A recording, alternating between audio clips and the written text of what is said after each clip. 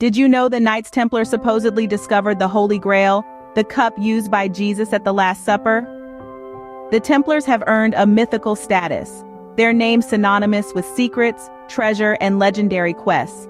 They have been painted as courageous knights on a divine mission, holders of the Holy Grail, and keepers of arcane knowledge. Their legend has been amplified by tales of their supposed possession of the Holy Grail, a relic that has sparked the imagination of writers and filmmakers for centuries.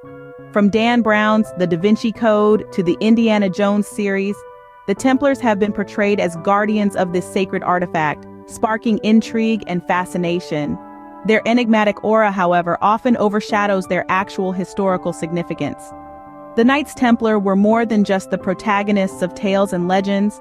They played a pivotal role in the religious and political landscape of their time. But who were these legendary figures really? Let's delve into their true history. The Knights Templar, officially known as the Poor Fellow Soldiers of Christ and of the Temple of Solomon, were founded around 1119. This birth was not a grand spectacle, but a humble beginning with a noble mission: to safeguard Christian pilgrims journeying to the Holy Land during the tumultuous times of the Crusades. Under the leadership of their founding knights, Hugh de Payens and Godfrey de Saint-Omer, the Templars initially consisted of a small band of 9 knights. Despite their limited numbers, these knights were committed to their cause, embodying courage and self-sacrifice. Their dedication did not go unnoticed. In fact, their mission garnered the support of the church and powerful secular patrons, allowing them to establish a network of estates across Europe and the Middle East. Their humble beginnings were soon forgotten as the Templars grew in power and influence. From unassuming origins, the Knights Templar evolved into one of the most formidable organizations of the Middle Ages. The Knights Templar quickly gained favor with the church and the masses, amassing wealth, power, and influence. Their rise to prominence was nothing short of meteoric. In a matter of a few decades, they grew from a small group of 9 knights to a formidable military and financial institution. Their wealth was not just in gold and silver, but in lands. They owned vast tracts across Europe and the Middle East, and they were not shy in leveraging these assets. The Templars were pioneers in the world of finance, establishing one of the earliest forms of banking systems. This not only increased their wealth but also their influence, making them indispensable to the kings and nobles of the time. They would take in deposits, manage estates, and even provide loans. Yes, the knights were also bankers. The Templars' military might was equally impressive. They were the shock troops in many of the Crusades, their red cross on a white mantle becoming a symbol of Christian military power. They were feared by their enemies and revered by their allies.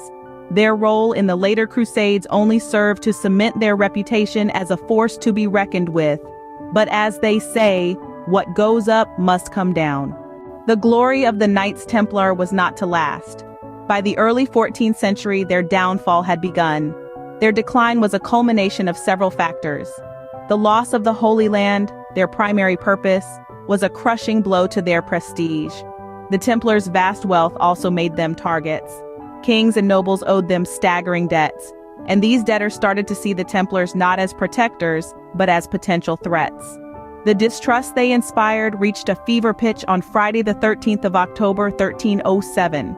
King Philip IV of France, heavily indebted to the Templars, ordered their mass arrest. Accused of heresy and other crimes, they were subjected to trials that were a mix of politics and religion. The Templars were eventually dissolved by Pope Clement in 1312. The once mighty Templars were no more, but their legacy lives on. Despite their demise, the Knights Templar continue to captivate us.